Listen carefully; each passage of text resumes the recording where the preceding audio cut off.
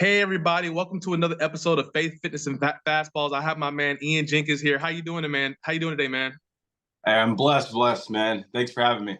For sure, man. For sure. Yeah, I'm so glad we were able to finally get this going. I know you're busy and I'm busy with a newborn, so Mhm. this has been in the works for a while now. But I'm so happy to have you on, man.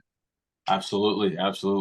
For sure, man. So let's get into it. The reason why I wanted to have you on, like I just told you not too long ago, is you have a very unique background that led you to having one of the top hitting social media pages on Instagram, in my opinion. The content Thank you you. put out is just absolutely crazy, ridiculously good. Like I think me. I think I can speak for both of us that would say I wish we had something like that when we were in high school. Yeah, bro, for sure, dude. Like, Definitely. back in the day when we were hitting that Mike Cameron's facility, bro. That stuff would have been useful. Yeah, to say the least. To say the least. I Yeah. always talk about it. I'm like, and we'll get into some hidden stuff here soon, but I didn't have my first like hitting coach until my second year of pro ball, What? and like, but when you finally get somebody who knows hitting, you're like, where has this been? Like, how did Yeah. I not know this stuff? Mm-hmm. Mm-hmm. But cool, man. So let's get into it. So, walk us through your background, walk us through your high school career, and we'll go from there. So just Yeah. walk us through like where you went to high school at, and how was your high school career at first? Yeah. So I went to two high schools. I went to Buford High School at first, Mm-hmm. and then I transferred to Collins Hill about halfway through my about my junior year, I guess. So I Okay. had 2 years at each school.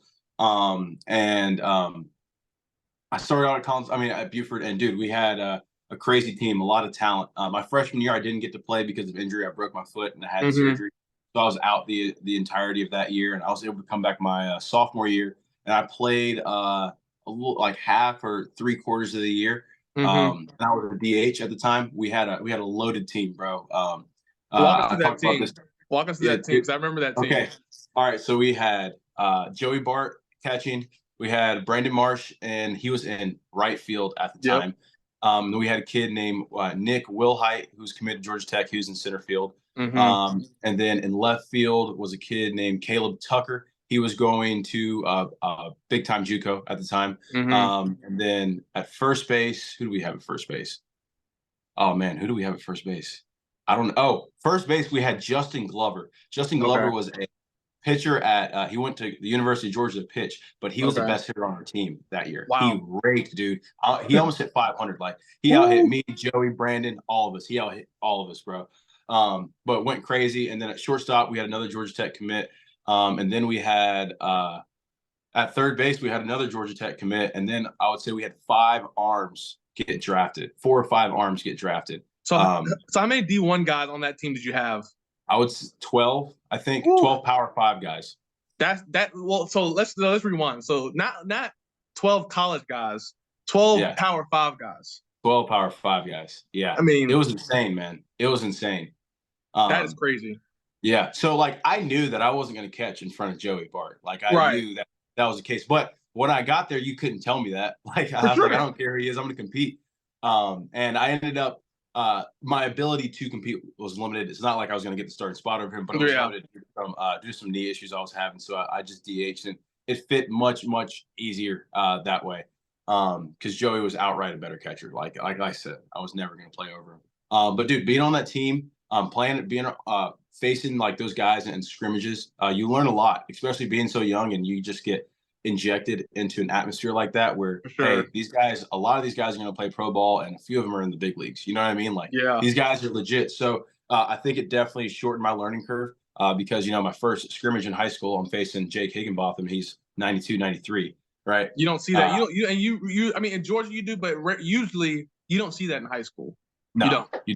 you don't, not at all, not at all. So seeing that, and then also I played summer ball with a lot of those guys. I would play up with some of Mm-hmm. those guys. I was on the East Cobb Yankees, and then again, just playing with some more dudes, just playing against guys who are ahead of me, Mm-hmm. playing against guys who are older than me. The game was faster; they understood it faster, so I had to adapt. And it definitely helped me, especially because I really didn't get to play that much in high school, bro. Mm-hmm. I played, like I said, I played half to 3 quarters of my sophomore year. I didn't play my freshman year, and I didn't play my junior year because of an ACL injury. Mm-hmm. So I didn't play at all. And my only full season ever of playing baseball is my senior year in high school. And by the time we got there, by the time I got there, I was at Collins Hill. I'm at that time, and we weren't Right. as talented of a team, but we were a decent team, and I had a decent year. And to my Good. standards, like I underperformed that year. I Yeah. didn't do what I wanted to, but hey, it was good enough to get me to go to school, and I got drafted off of it. So it couldn't have been Good. that bad of a year. But like I said, so that was my only full year playing in high school. So dude, like coming into college, bro, like the whole thing of like when guys learning to hit breaking balls, learning to do like all this different stuff, I just Mhm. wasn't there. I didn't play summer ball, I didn't play spring ball Yeah. because of injury. Like I said, I played a year and a half in high school. Like that's it. Yeah. Um, And tell us where so you went. Tell us where you went to college at. yeah, I went to the University of South Carolina. Okay. Yep. Yeah. I Um, remember. I remember you were committed. Then I was like, okay. Like that. Like South Carolina is it's a historic program. I mean, right before I got to mhm, college, my freshman year, they had made it back to the championship game in the College mhm. World Series, but they were going for a three-peat. They had won two in a So your row. freshman year was 2011. What'd you say? Was your freshman year 2011 So I or got so I 12? guess my freshman year was 2012. So maybe it was the year before then. Yeah, it was coming in when you were Okay. coming in. Yeah, yeah. So yeah, you were committed to South Carolina and continue. Sorry. Yeah, so I was committed to South Carolina. Like I said, I got drafted. I was basically a Mr. Irrelevant pick. Hmm. Like I picked up in the 40th round. How was the draft Turned it down. experience? Dude, it was cool. It was, Uh-huh. of course, like it never goes as expected. Scouts tell you one thing and something completely different happens, and Absolutely. absolutely, like that happened in my case. But I was honored and blessed to be drafted, and that lasted for all of 5 minutes. Because after that, I was pissed because I'm looking on the list and I'm like, I know that guy's not better than me. I know that guy's not better than me. Yeah, Well, I need to go prove that that guy's not better than me. So I got to work like immediately after. Like I was absolutely. happy to celebrate with mom and dad for a little bit. But mom was really happy telling her friends, but me and dad were like, it's time to get after it. Like For we sure. got to take it to another level, right? So that's what we did. I went downstairs immediately and just started working out, bro, because I Yeah. was angry. But like I said, I'm honored to get drafted. A very cool experience, but I turned that down. But I would say the most important thing that happened that summer is after I turned it down, bro, I went on a journey to learn as much as I could about hitting. I flew Mm. all over the country hitting with all these like hitting gurus online. I had like some Wow. online consultations with some hitting gurus online, just everywhere and everything, bro. Trying to talk to anybody I could. I would talk to you. I'll talk to Randolph Yeah. when he was in there. We were hitting with Randolph. him. Yep. Daz, all those guys, right? Just trying to learn. Just trying to. I was like, man, I got all this power. Like, if I can touch the ball, I can do something with it. Like, you know what I mean? I don't even touch Yeah. it all the time. Just a few times. Let me catch a Bro, and barrel. and to piggyback off that, with those days where we used to hit at Eagles Landing, I mean, Uh, it was all of us out there. Like, and yeah, you were hitting them. I mean, you were out. It was crazy. I mean, you were going backside like 420 plus easily with the wood bat. Like let's So yeah, your power was crazy back then. I mean, I remember I'm like, this guy's going to do some crazy numbers when he gets to school. So to yeah. piggyback off of what you were saying. Yeah. But so I learned all of that stuff, dude, and I had all this good information and I had paralysis by analysis, bro. I couldn't put Hmm. any of it to use. I had all this good stuff in my head and my swing had never been worse. I got to Oh the point man. to where my swing wasn't competitive, bro. I'd get like I remember the first day we hit off the machine at school. First day I hit first swing, hit a bomb. I was like, all right, Hmm. about to be cake. Bro, Yeah. I don't think I barreled another ball that round, dog.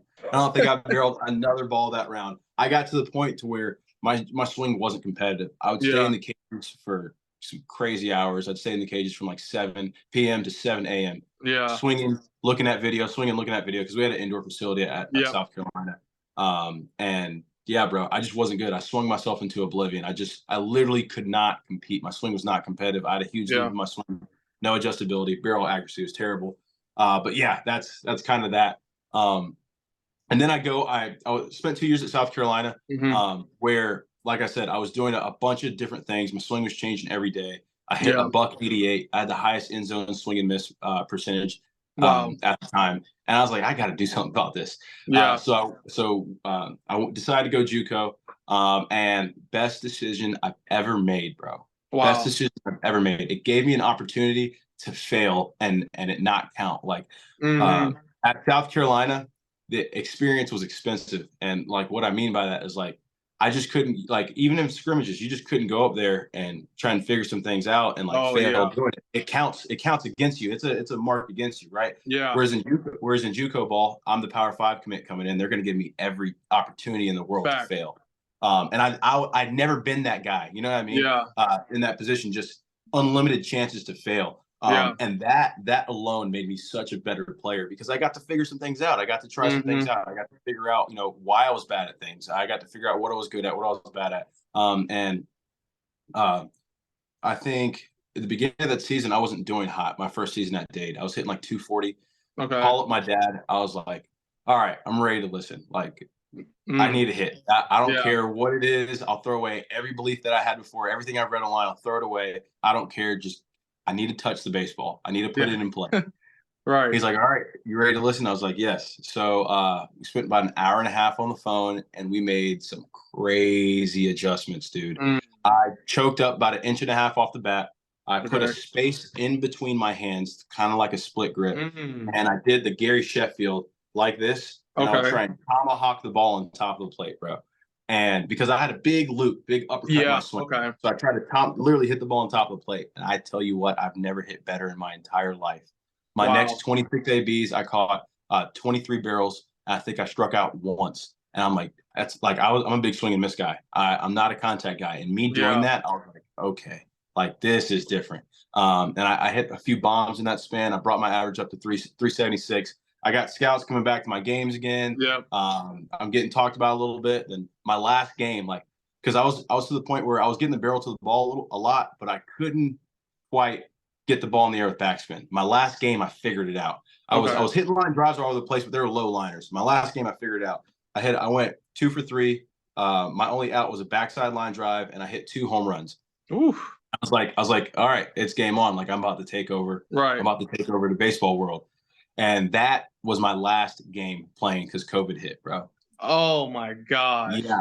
Yeah, bro. COVID hit. I'm like, that's just my luck. And they had Oh man. they had the $20,000 free agents thing. Yeah. And I got a call from the Brewers, and I was so excited. I thought it was going to happen. He asked me how much money I wanted for school and all that. I was like, man, it's about to happen. Yeah. I was like, man, maybe I should tell him I'm trying to go to Harvard to get some more get some Fact. more school Fact. Play money, the right? game a little bit. Yeah, right. And dude, after that initial call on that first day where they could call free agents, call for free agent signs, I didn't get another call back for 3 weeks, and then I got a call back 3 weeks later. It's like, I don't think it's going to work. So Mm. absolutely crushing blow Yeah. once again. But then again, I think I needed that to happen. I needed that to happen because I was a very one-dimensional player at the time. I Yeah. figured out the hit thing, so I could hit. I didn't have anything else, dude. I was 230 pounds. I couldn't run. My defense was shaky, bro. Mm. Shaky, bro. I was a true DH at the time. Yeah. A true DH, bro. They just put me in the outfield because I could hit. Yeah. And I had a good arm. But I decided to go vegan. And I'm not Okay. saying vegan changed me, but I stopped eating processed foods and I Okay. lost 30 pounds and I started working out twice a day. I took my Mm. 60 from a 7.38 down to a 6.57 Ooh. in the Okay. span of COVID. I was throwing almost 100 miles an hour from the outfield, and I was hitting balls just as hard with a better swing. So that gave me more motivation to get after it, and it completely transformed my body. And I was the best I'd ever been. And I Wow. came in the next year. I came in the next year at Miami-Dade and crushed it, bro. I absolutely crushed it. At the beginning of the season, I was leading the nation in homers. I was hitting breaking balls. I was hitting everything. Then I get into like a little bit of a slump Mm-hmm. for about a week, but I'm still hitting well. I'm still up there in the leaderboards on Right. for home runs at the time. And then I tear two ligaments in my knee. Season over. Oh man, the injury bug, man, it'll get Oh you. yeah, bro. Yeah. And so my career has been filled with injuries, bro. That's Yeah. like my story. Not saying that the injuries held me back. They definitely played a part because I played 1 full year of baseball in the For last 10. sure. But the times that I did get to play and I did get to perform, I don't think I performed the way I should have. Like I said, I really only had like 2 good stints. Mm. And they were short, so it wasn't a big enough body of work for somebody to take a chance on an injury Right. prone guy who's 21, 22 at a junior college, So I understood that. Sure. But then I'm all baseball, bro. I didn't do school. Mm-hmm. It was an afterthought, especially being in JUCO, bro. I hit 3 times a day. I probably didn't even look at my schoolwork. Um, Really? yeah, yeah. I just disinterested because I was completely sold out in the dream, and that definitely came Mm. back to bite me in the butt. Because when it came time for me to make a decision to go to school, I couldn't get into any of the schools that offered me. Wow. So I by the wasn't. time like it was that next step to go back to like a 4 year, it was difficult to get back into it basically. Yeah, bro. It was. I shot myself in the foot Mm. badly with a RPG, bro. Like I Oh couldn't man. get into any school. The schools I wanted to get into, I couldn't. Yeah. And the University of Lander reached out to me and he said, "Hey, I think we can work something out. I think D2 wise, if we get you to sign some stuff and Mm-hmm. you out the fall, we can make you eligible." And they did. And I'm Okay. thankful for that, bro, because I got some opportunities at Lander. I don't think I would have ever got at some other places Mm-hmm. that helped me with the social media stuff. Right. Um, so I'm honored. I'm blessed that I got to go there. I shot myself in the foot, but it ended up working out. So It always does, man. It always does. The good thing is about you is regardless of everything you went through, and this was kind of you've kept this same notion ever since I've known you. You worked hard, and regardless if it was going this way or the other way, you stayed on the grind and you were working hard at what you were working on that moment. So the fact that you're mhm, having success now, it makes sense. But appreciate cool, it. man. So you're and that's another reason why I wanted to have you on here because the injury bug got you. When you get to college, your junior year is everything. That's your year. And for me, I kind of going through what I went through my freshman year. I was kind of what you said. I got drafted out of high school, but it's not where I wanted, and I was more motivated than ever. And I Mhm. had people on a list that I was like, I'm gonna beat this guy, and that Yeah. helped me to have a great freshman year. And Mhm. then okay, so now freshman year comes out, it's done. Sophomore year is like, okay, this is where you cement yourself as a great college baseball player, and Mhm. completely just like crap the bed. Like batted, like, I lost my spot. Was batting a clean 200 most of the year. Mhm. And then I was hitting the ball hard. I think that's what got me was I started the season hitting the ball really hard. It just wasn't falling. So me being as smart as I am, what did I decide to do? I decided to change my swing. And once that happened, I mean, I remember I think it was we played against Missouri my sophomore year. I had 3 at bats. I had 3 different swings. Like that's how mentally, Been there. yeah, bro. That's how mentally drained I was to where it was like 3 at bats, 3 different swings, all the same output, out, out, out. Mhm. And but I will say I learned so much from that year because I learned how difficult the game of baseball can be. But I also learned that when you have your moments, you gotta take advantage of those moments, and you're gonna have dog days. It's part of it. So for me, once again, I got the motivation dog, like, and then I also went to the Cape after, and we ended up winning the championship. But I went through a lot there with injury and also just there was so much talent on that team. I mean, we had 5 big league guys on that team. Andrew Stevenson, who played Mhm. outfield for the Nationals. Walker Buehler was on that team. Phil Bigford, who has like five, Yeah. 6 years in the big leagues. I mean, we had so many guys on that team, and and we were playing against. I mean, there was so much talent in that league, bro. It's just Yeah. the Cape League is It's just insane. it's a ridiculous league, and a lot of high schools don't even know what the Cape Cod League is, which is That's crazy. crazy to me. Yes, it's crazy. You have summer ball like for like high school, then you have the Cape. It's Yeah. different. It's Way different. different. It's pro Yeah, ball. It's pro ball, bro. it basically, and you're playing on these crappy fields in the middle of nowhere, Massachusetts, Mhm. but fans come out, bro. Like you're getting thousands of fans just like with their lawn chairs sitting on like Mhm. the grass outside. It's a thing. Yeah. So I got there and was able to really face really good competition from the college level, and some of these guys who you're going to they're not Power 5 guys. They might be at we had 2 guys that were at University of Illinois who got Mhm. drafted in the first 2 rounds. Like Yeah. people don't think of University of Illinois as a baseball school, but the good thing about the Cape is they pick these players from each individual school and they put them Mhm. all in one league. Yeah. So then I get to my junior year and I'm going off. I'm like batting 400 for a lot of the year. and one slide into second base head first, and thumb popped out of socket, season's over. So, to kind of vouch for what you were saying, the injury bug, man, it's something that you can't control, and it does play a part, but it's just a part of the game at the end of the day. So, if someone like you, yes, you dealt with the injury bug, but you were able to work so hard to kind of get where you were going, and wherever that was at that moment has led you to where you are now, which is good. So, you hit on a little bit with the social media thing. So you have one of the biggest platforms on social media, in my opinion, where you give great hitting advice and honestly just baseball advice in general. What if you remember, when did you have that first thought of doing that, and then when did you have that first thought of like making that like a career? Yeah. So I got big into hitting Twitter my freshman year in high school, and that's where I kind of started to learn a bunch of stuff. And then maybe like 2 years later, I started like tweeting myself. And I would go on like these little Twitter rants or whatever, and about things that I thought that I saw or whatever. And then I got a little bit of a following on Twitter from it. And a few kids like reached out to me. And I hate texting. Like, I'm not a texter. It's like, yo, you got to call me. Just call me. Like, don't text me. Just FaceTime me.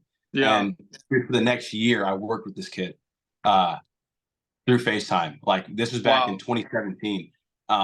So like I've been doing this kind of thing for a while, just because it's fun and it's something that I enjoy. And then in college, I started my first hitting account, which nobody knows that this is my second hitting account. My first hitting account is called Walk It Off Hitting. Might still be a thing on Twitter. Put a few tweets out there, put a few swings out there. But that was my first attempt at doing it, and I would always make videos, dude. I always made like hitting videos, just for my friends or just for myself. So like it's something that I've always done. So I was my second senior year, I should say. No, at the end of my first senior year, because I'm a COVID senior, right? In college, I'm like, okay, I want to play pro baseball. That's my goal. And I was like, what stops guys from pursuing this dream? I was like, finances. I was like, okay, so if I can find a way to negate or to lose the financial aspect, right, have that covered, I'd be able to chase my dream for as long as I want to. So I was like, okay, how can I do it? So I was like, maybe I should start a hitting page. It's like, I got all this information. I could help a ton of people, and I'll be able to record my journey and show people and help them. And I wouldn't have to get a real job. If I'm good enough at it, I wouldn't have to get a real job. So my girlfriend at the time made the account, and I was like, okay, I'm going to do this. I made it in May of last year. And I went into summer ball, so I wasn't like posting that much stuff. I'd like post like once or twice, 2 or 3 times a week or something like that. But a slow start. And then I kind of blew up on TikTok. That's really where I first blew up. Instagram was slow. Blew up on TikTok just by posting some of my live ABs. That against some pro guys when I was lucky enough to face them. And what I realized is everybody, like all my friends, like even on my team or whatever, they would always ask me for hitting information, right? They always ask me for hitting advice, even though some of them were better hitters than me, right? And I always thought that was intriguing. I remember one of my friends was like, man, you should be a hitting coach. I was like, nah, no way. I'll probably never be a hitting coach, bro. And 2 months later, I'm an online Instagram hitting coach after he said that. So I thought that was so funny. But but I just post stuff, and the whole motivation behind it is, like I said, to provide something for me so I can continue to play baseball. But as you can see, the content's really genuine. Like I just think about the kid that I'm trying to help. Like whatever video I have, I'll think about the kid that I'm trying to help the most, and that's what I do. I try and help that person the most. I'll think about the problems they have and what they experience, and try and help that person the most. And just be the person that I thought I needed during my hitting journey, because there's so much information out there and it can get so confusing, and you don't know what applies to you. You don't know what you need. So like what I'm trying to do is help people sift through it. Like my goal is to not, like, I'm not the traditional hitting teacher, like hitting instructor. I'm not going to sit there and tell you to do all of these little things because that's not how you find it. I'm going to give you information. I'm going to give you concepts. I'm going to help you understand these concepts, and you need to go figure out for yourself, because at the end of the day, you're the only one who can feel your swing. That's it. Like I can give you all the keys to the kingdom, but it Yeah. doesn't matter if you can't feel it. So I give you the information, and from there it's plug and trial and error. We see what works, we see what feels, but it's up to the hitter to understand it. And my job is to make hitters their own best coach. That's what I think I'm in the business of. I'm not Amen. building. Yeah. Hey, so I tell I do my lessons as well, and I tell them, I'm like, you're getting on the right path is when you become your best hitting coach, because at the end of the day, and that was a concept that I like didn't get when I was younger. I thought like there was going to be some magic thing that was going to help me, do Yeah. something, but in actuality, that's not the case. Like the game, like you have to get to a point where, yeah, you have hitting coaches to help you and stir you into the right direction.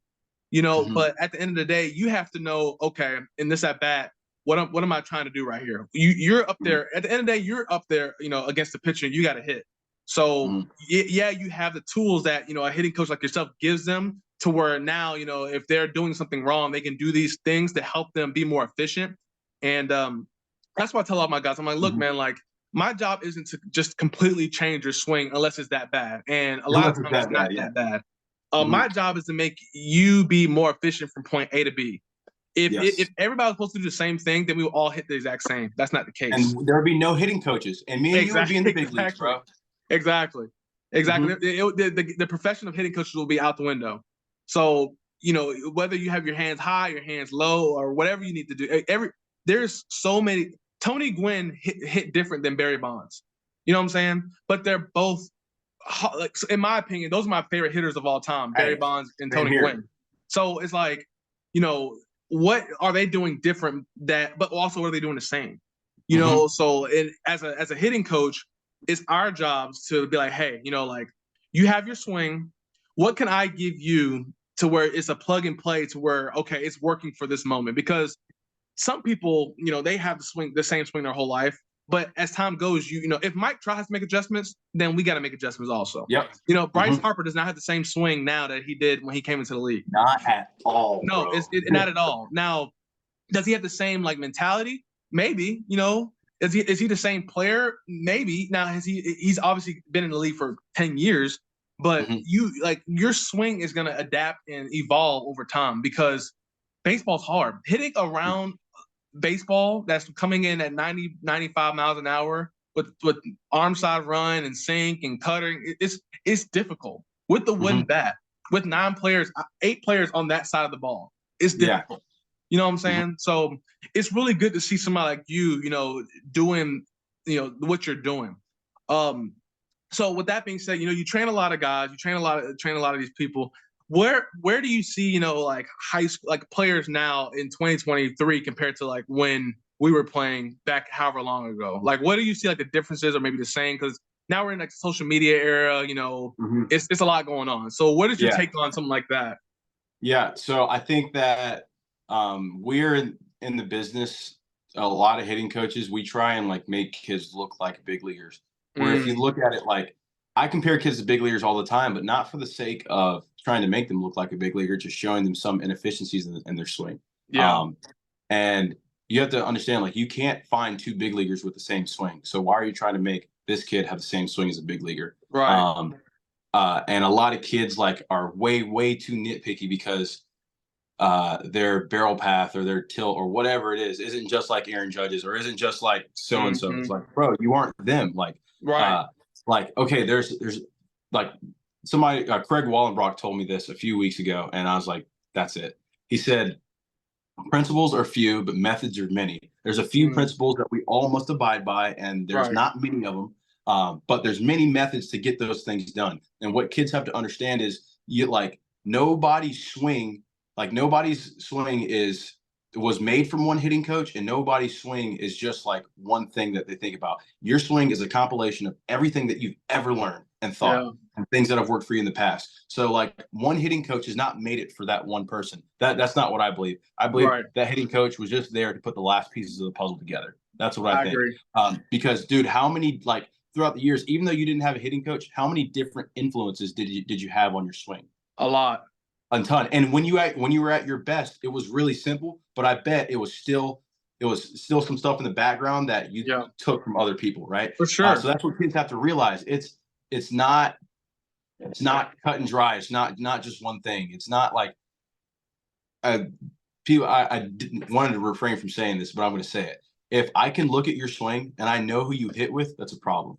Right? Yeah, that is bad. Right.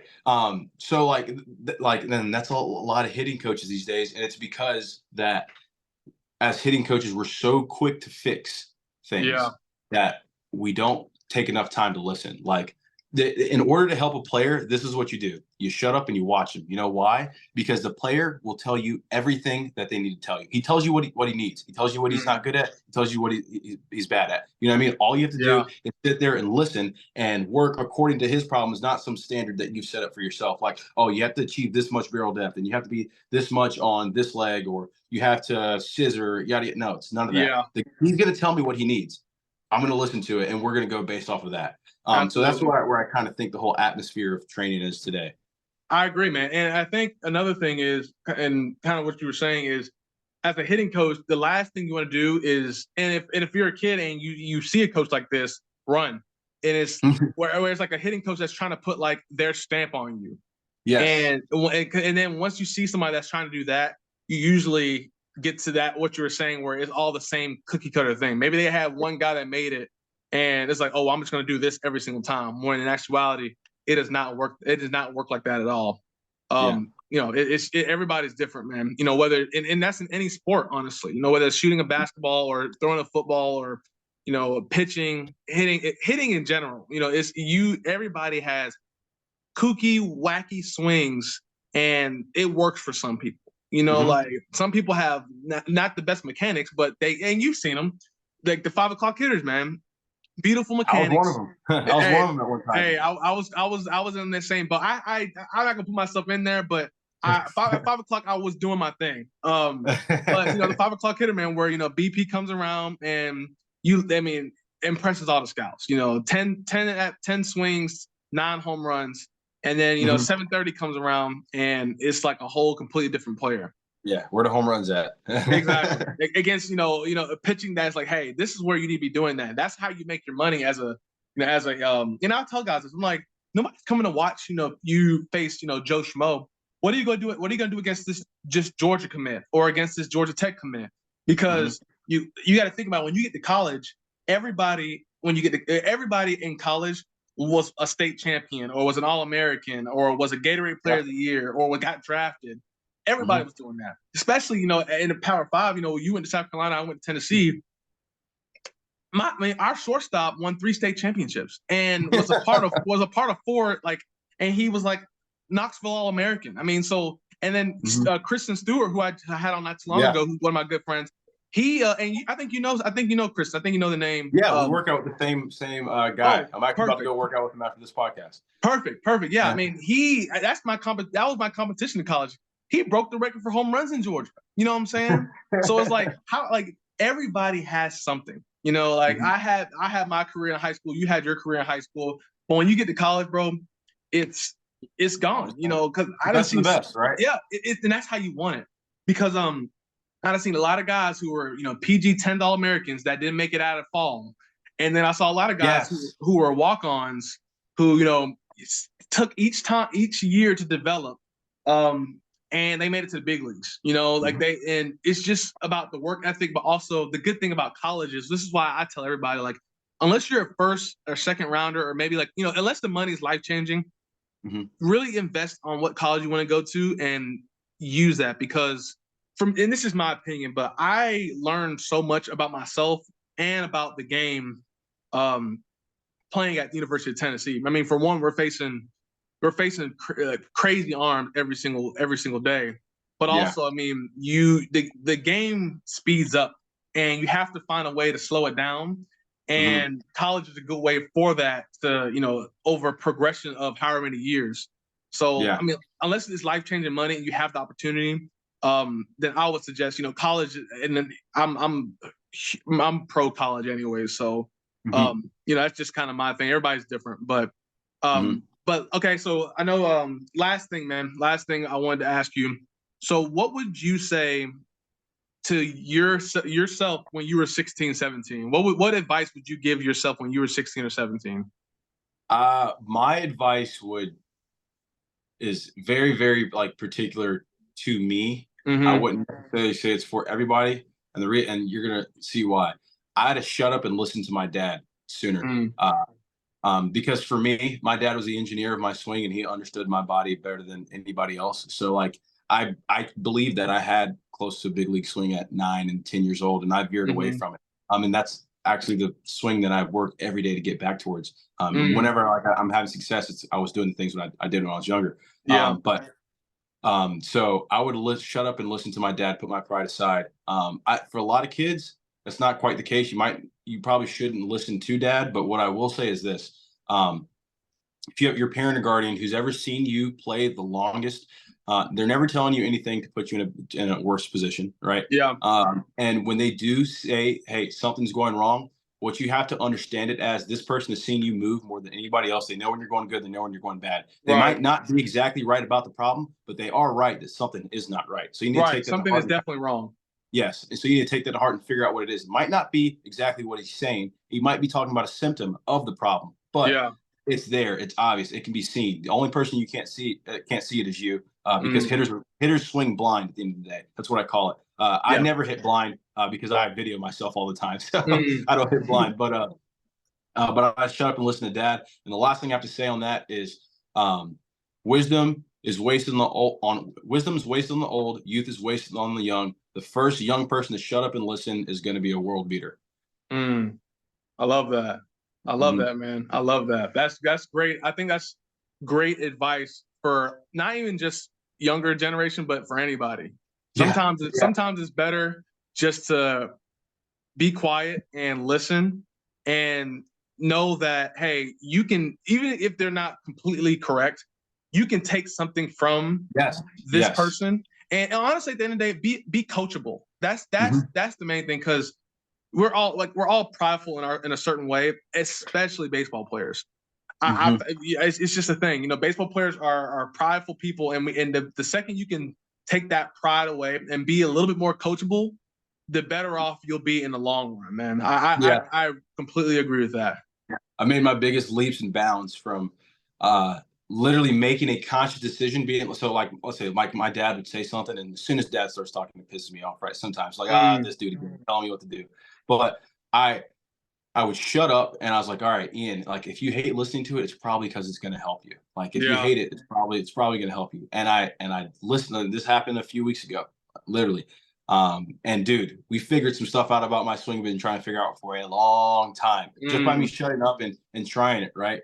But yeah, there's a lot to be said. A lot to be said for just shutting up, listening, and trying stuff. You can always throw it away at the end of the day, dude. You can. that's true. You That is true. That's true. Well, know? man, I appreciate you, joining the podcast with me, man. Like I said, we've known each other for a while, and I think we've Mhm. more so watched each other from afar as well. Yeah. But what you're doing with your page, man, and honestly, what you're doing in life right now is impacting more people than we'll probably ever know. So keep doing your thing, man. I'm so Will proud do, of you, man. I big dog. appreciate that. Yeah, man, I'm so proud of you, man. You're really doing it for people who look like us. That, hey, you can, wherever you're at in life, whether you're, in Gwinnett County or you're playing out of whatever park, you Mhm. can find a way to get to where you want to go. But there has to be a couple things that fall in place, but you also have to work Of hard course. Yeah. and be a creature of habit. You want to really make sure you're investing in the game. And if you do, there's a chance they'll invest in you. It doesn't always invest in you. That always happened, but Yeah, yeah. it is, but Yeah. if you don't invest in the game, then it's definitely not going to invest in you. Yeah, yeah. It's not. It's just not going to work out. There's very select people in the world that'll work for, and they're already the best. So, Yeah, exactly. They're yeah, like, they already yeah, throw. They're some people are born throwing 100. It's that's part of it. Some yeah. people are born, just getting out of bed and can rake. Right. Yeah. It's very, very, very, very few. And the Mhm. ones that are probably going to make it to the big leagues anyways. Yeah, So they were going to make it anyway. Yep. exactly, man. Exactly. Well, I appreciate you, big dog. Thanks This for is the end having of me the on. pod. Yeah, man. This is the end of the podcast. Make sure you like, subscribe, show it to whoever. Appreciate y'all joining in. Y'all take care.